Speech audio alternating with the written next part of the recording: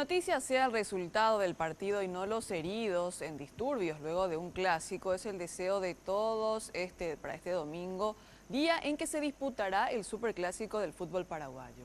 Para garantizar que todo salga bien y que no se registren hechos de violencia y disturbios, la Policía Nacional prepara un gran dispositivo de seguridad.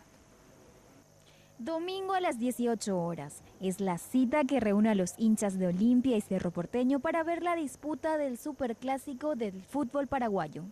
Para evitar los disturbios y enfrentamientos que generalmente se dan en estos encuentros, la policía prepara un operativo de seguridad.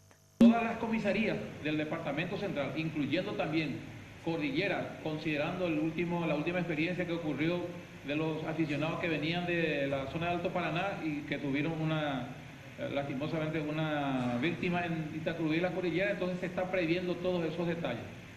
Está planificado, está coordinado con la Policía Municipal de Tránsito de las ciudades vecinas de Asunción, con la patrulla caminera para que tengamos el acompañamiento necesario en el momento en que los distintos grupos retornen a sus lugares de origen.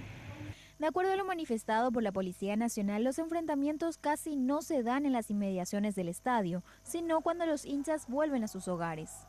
La jefatura de la Policía Metropolitana y Central, más la Unidad de División de Apoyo Técnico y Táctico, estarán a cargo de resguardar la seguridad de la ciudadanía este domingo.